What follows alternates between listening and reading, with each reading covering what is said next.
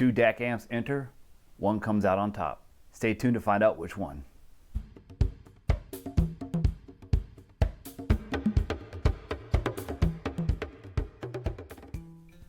Hello YouTube, welcome back to my channel. Chris the Frugal Audiophile here with you again today. And for our video today, what I like to do is a comparison of these $200 headphone DAC amp combos. So if you like this kind of content, be sure to hit that subscribe button and the bell notification.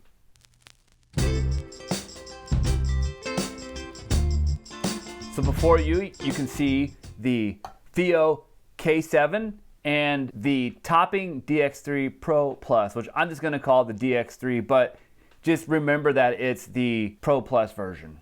All right, so let's look at some spec comparisons between these two DAC amps. The first thing you're gonna notice is that the K7 is using an AKM DAC, and I'll have this information on the screen before you there. And then the topping is using an ESS Sabre DAC, and there's the specific actual DACs. One cool thing is that the FiiO K7 is actually using 2 DACs. I've heard that produces better results. Who knows? Also, next you'll notice that the K7 has a THX AAA 888 amplifier by 2, and then the topping is using an XMOS amplifier, sort of more of a run-of-the-mill, whereas the FiiO is using the venerable THX amplifier. Is that going to make a difference? Well, maybe not. Stay tuned to find out. And then if we look at the output power comparison, you see that the FiiO is a lot more powerful, as it does just a little less than 2 watts balance or less than 7 watts single-ended unbalanced output, whereas with the DX3 you're looking at 1.8 or 1800 millivolts. It just depends on the impedance. You can see those spec numbers there. One thing you'll notice is that the K7, since it is a THX amplifier, it is just slightly more powerful than the topping. For the inputs, you will see there that they're basically the same. It's going to be the same type of USB connection as well as coax and optical on each one. However, the topping does have a Bluetooth 5.0 output if that's important to you. So for outputs, you can see we got a little bit different story going on here. Now, the line level output on the back is going to be unbalanced RCA for both units. However, the FiiO is going to have a 6.55 millimeter single-ended and then a 4.4 meter balanced output connection and just a 3.5 millimeter single-ended headphone output on that side of things. And so the FiiO has the advantage there with having a balanced output, also having 1/4 inch, which doesn't improve the sound output for unbalanced, but it is just a little sturdier jack. Of course, the topping is the only one with the remote. You can see some of the other specs there, including measurements and weight. One cool thing to notice is that the topping does come in 2 colors, which I think is cool. You can get it in black, or as you see before you here, I have the silver version, which I think looks really nice. Both have metal housings, except the K7 has a plastic volume knob and the DX3 has a metal volume knob. If you get them from APOS, you're going to get a 1-year warranty for both. And then you can also see that the price is pretty much the exact same amount on each one.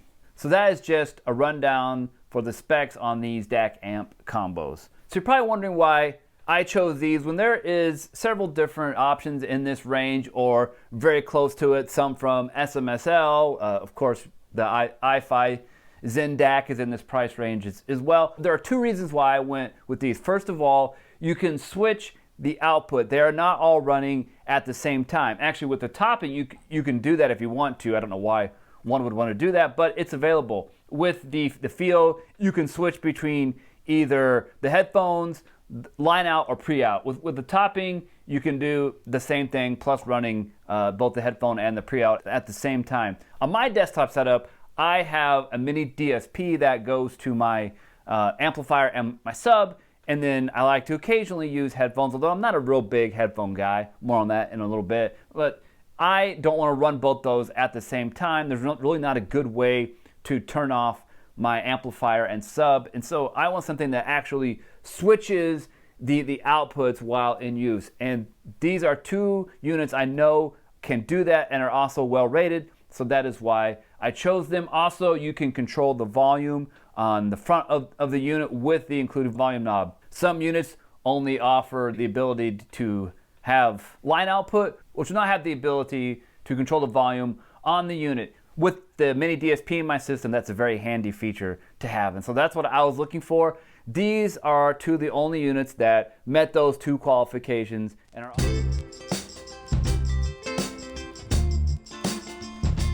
So I want to talk about the K7 first.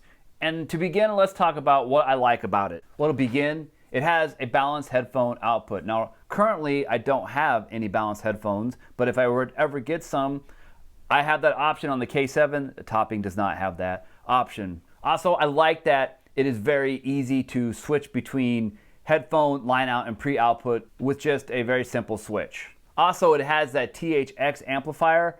As I said, I'm not super into headphones. It is nice to know I have that power on tap and that it is a quality amplifier. I'm not as sure about the XMOS amplifier on the topping. I'm sure it's fine, but it's not the venerable THX amplifier. So when I was listening to Chocolate Chip Trip on my headphones, the soundstage was very wide and everything was placed where it should be. It sounded very good on the K7. Also, I really like how the DAC output sounds on this one. When I had it connected to my mini DSP, I was running it with PSB Alpha A5 speakers, an Emotiva Mini X800 amplifier, and a big F12 subwoofer. I had the crossover set to 80 Hertz, and it sounded very good. I was listening to So What by Miles Davis. The saxophone, it sounded smooth in that thing. Every instrument sounded natural and were placed in the soundstage where they should be. Next, it kind of matches the aesthetic of my Mini X amplifier in there. You can see in this picture that it's not exact, but it's close. It kind of has that central knob with an LED ring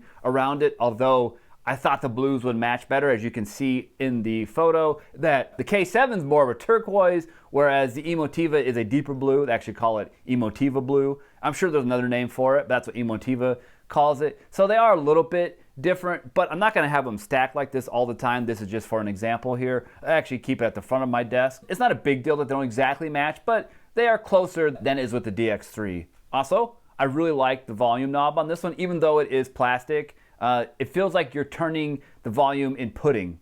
Some people say that their volume feels like it's being turned in honey. This one's not quite honey. I'd say it's more like turning it in delicious chocolate pudding.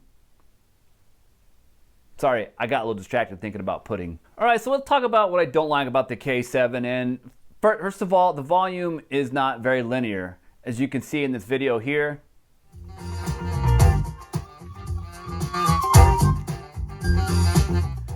I have to turn it up quite a bit to get it loud enough in my setup. Now, I could boost the volume on both my sub and my amplifier, but it's kind of up as high as I like to go on those units. And so it's not a super linear volume, although it is okay. I'm pretty sure that this is a digital volume encoder because it kind of jumps around if I turn it real fast. Also, when switching between headphone out and pre-out mode, I noticed a little bit of this weird jump. It'll come on, then it'll go off, and then it'll quickly ramp back up. Not a big deal.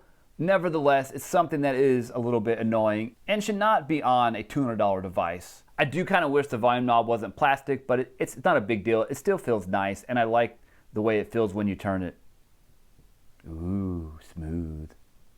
Finally, it would be cool if it had balanced DAC outputs to go to a balanced amplifier or speaker system, but it doesn't, and a lot of amplifiers in this price range don't have true balanced outputs. I'm not running a balanced system anyway, so that's not really a big deal. I knew that wasn't the case when I bought it, not like I was expecting that when I bought it, so I didn't worry too much about that. It's just something that I wish was there, but not a big deal. Let's talk about the topping DX3 Pro Plus.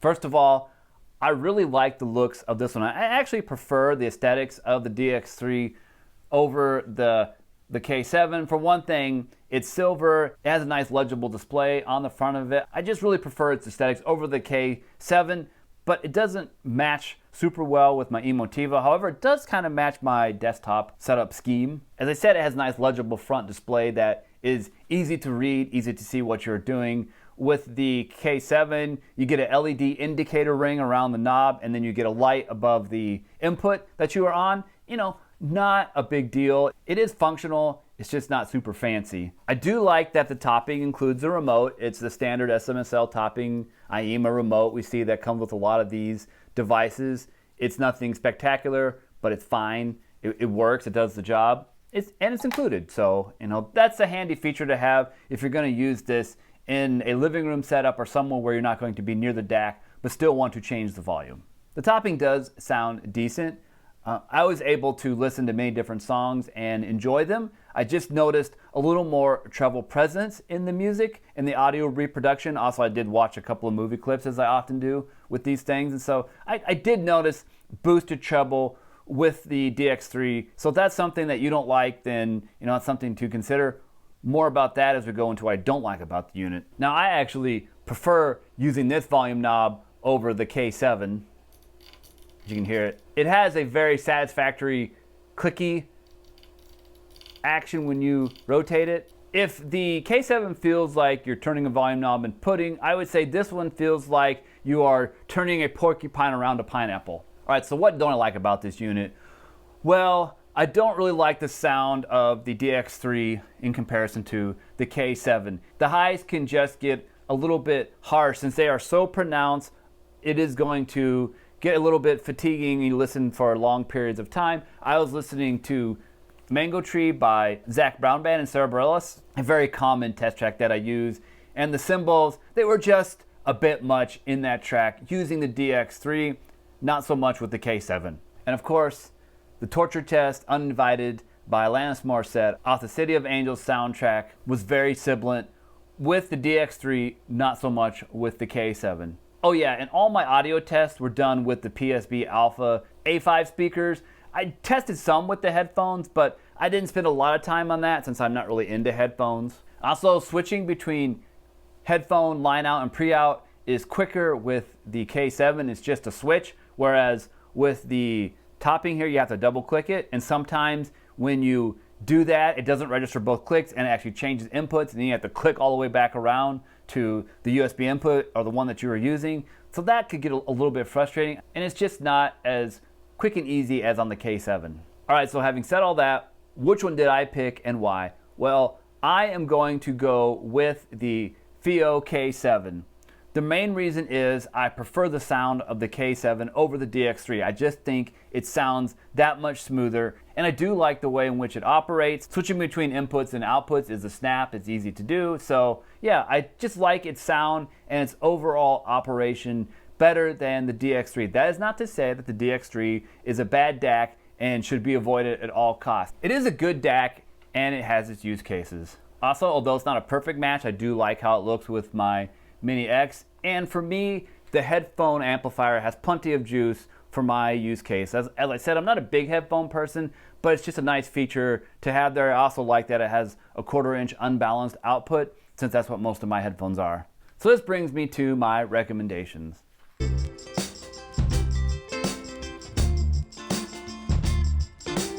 If you prefer a smoother sound with less pronounced highs and just a nice overall presentation of the audio, go with the K7.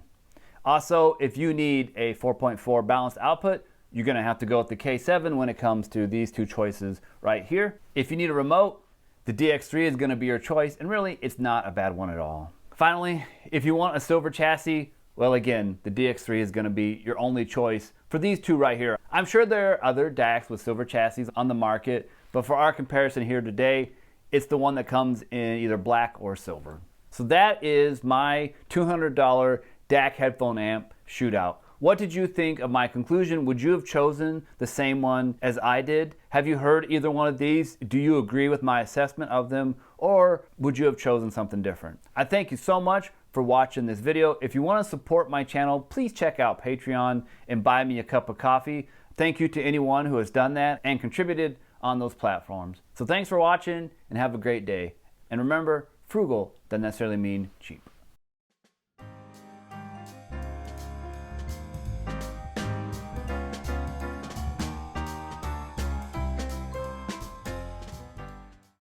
The topping DX3 Pro